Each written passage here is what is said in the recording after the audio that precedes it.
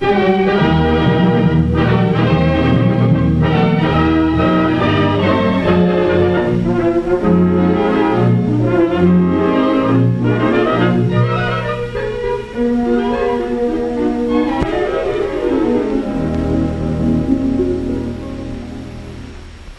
now, I'm sure you're all interested in the results of our class selection. The votes have all been counted, and the new president of our senior class is Ray Medford. I appreciate this honor you've given me, and I only hope I can do as well. Say, that Ray Medford sure is a swell guy. I'll say. Just look at all the things he's done. And you can rest assured I'll do my best to be a good president of the finest class Lincoln High has ever had.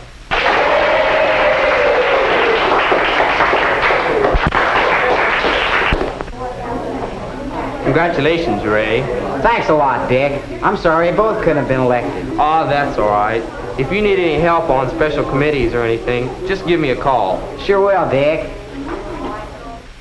There goes what I call a good loser.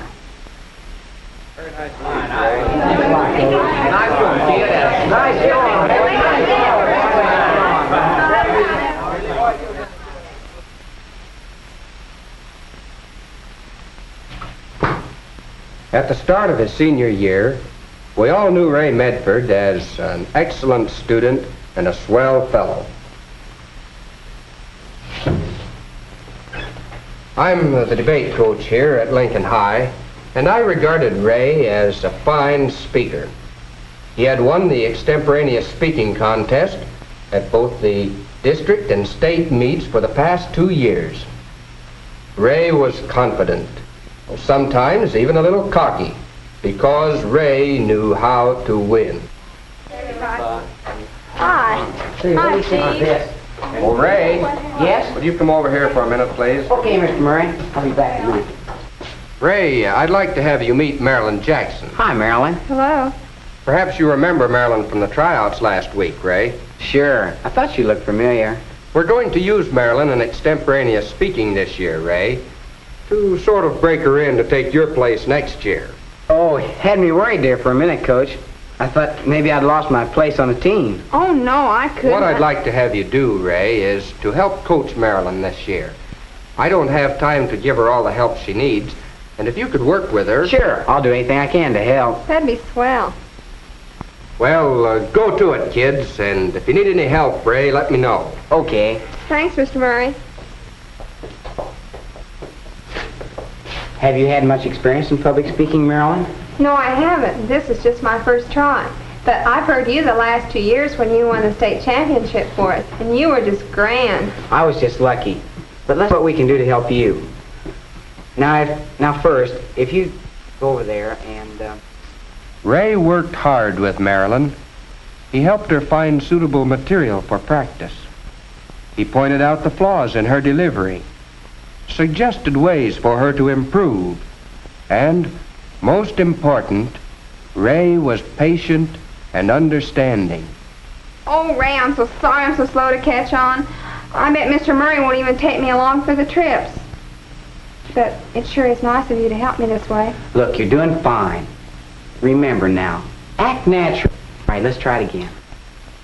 Ray and Marilyn both worked hard at the job of getting Marilyn ready for competition. And as time went by, Marilyn improved steadily, with Ray always helping, always encouraging, always urging her to do better. Then came the big day of the district tournament at Lincoln High. This tournament's just kind of like old times, you wouldn't it, Ray? Boy, I don't know. Looks like pretty rough competition this year. How about you, Marilyn? You ready to knock 'em dead? Scared as I am. I doubt if I'll even be able to stand up. And you know what? What? I keep thinking, what if I start to speak and no sound comes out? Oh, that's okay. That's okay. You just do what I told you and you'll come out all right. All right, Coach. But I doubt if I get very far in such high-level competition as this. You wait and see. Let's go. Our team had done remarkably well in the morning, and feelings were running high when the extemporaneous speaking contest came up in the afternoon. When his turn came, Ray, as always, was sure of himself and spoke in the crisp, smooth manner that always brought approving smiles to the faces of the judges. Ray was carrying the banner of Lincoln High to another championship. Marilyn was the last speaker. At first, she had a bad case of stage fright and seemed a little shy. But once she got started, she began to appear natural and warm.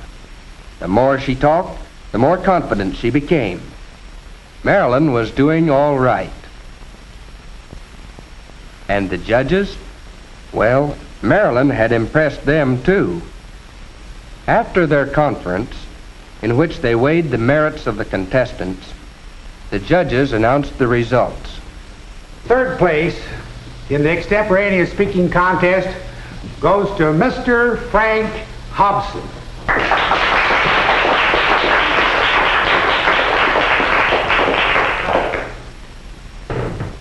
Second place winner is Mr. Ray Medford.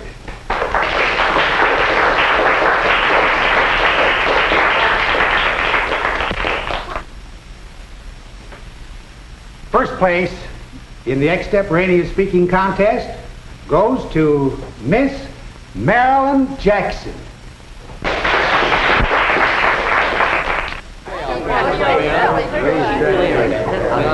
Wonderful. This is all Thank you. Gosh, Ray, I'm sorry. I don't know why they picked me, but I want you to know that I realized that it was your help that made it possible for me to win. Yeah, sure. Marilyn had won fair and square. But when she saw the resentment in Ray's eyes, I'm sure she would rather have lost.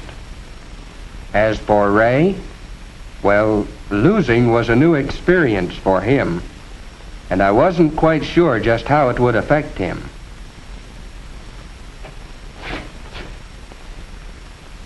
Hi, Ray. Well, how's the champ? Dad, I didn't... Lincoln didn't have much competition this year, eh? But Dad, I... Yes, sir. As I was telling the boys down at the office today, I said, he's won 2 years in a row, and he's a cinch to win a third. Dad, I didn't win. You what? I lost. Why, son, you've won the district title for the last 2 years straight. What happened? Did the judge... Marilyn Jackson won. You mean the girl you've been coaching? Well, well. Marilyn Jackson, eh? Well, what do you know about that? Hello, Ray. How'd it go? He lost. Oh, well, we'll have to lose sometime. You've had your share of winning. He lost to Marilyn Jackson. She's a little girl Ray's been getting ready to take his place. Looks to me like she got ready a little too soon, son.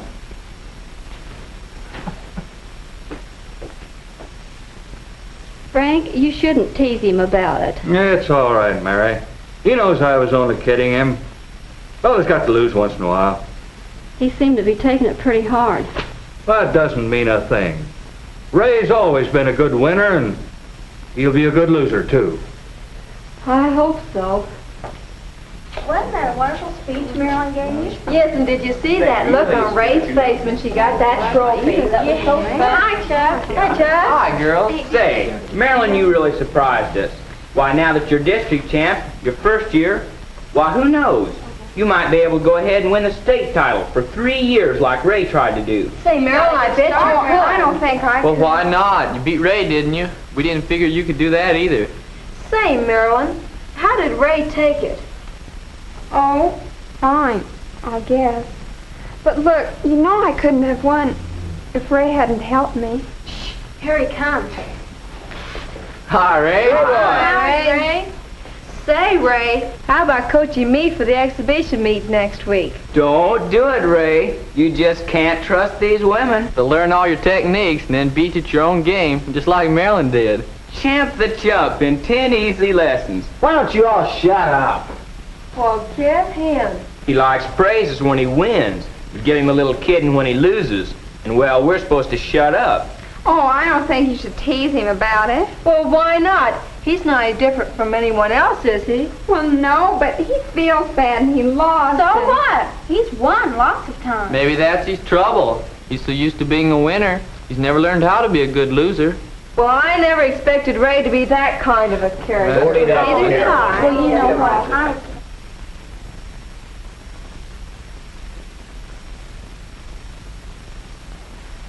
Ray, I'm sorry I got you into all this. I'll bet you are.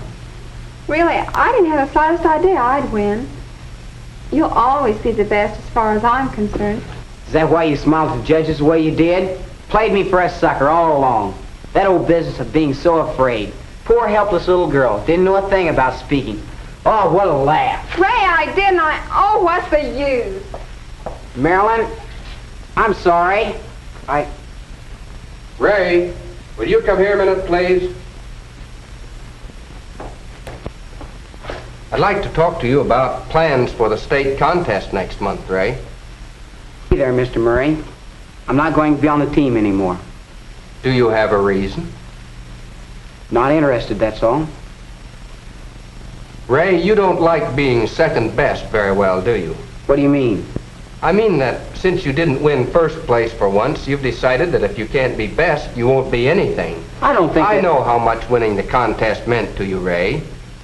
And I know that you feel Marilyn has in some way betrayed you. And I know that you've been taking quite a bit of ribbing from some of your friends. But we're a team, Ray. And as a team, we win or lose together. Marilyn's first and your second place gave us the tournament. We're district champions again, Ray, largely due to your speech and your work with Marilyn. Ray, think this thing over. Think how Dick reacted after you beat him in the student council elections.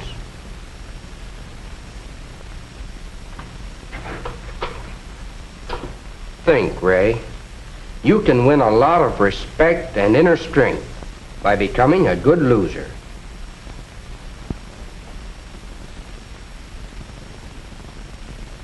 Well, it's up to Ray now. He can still change his attitude. But being a good winner make it hard to be a good loser? Would Ray have been a better loser if his family and friends hadn't kidded him about his loss? Will Ray ever be able to be a graceful loser? How would you have acted if you had been Ray? What do you think?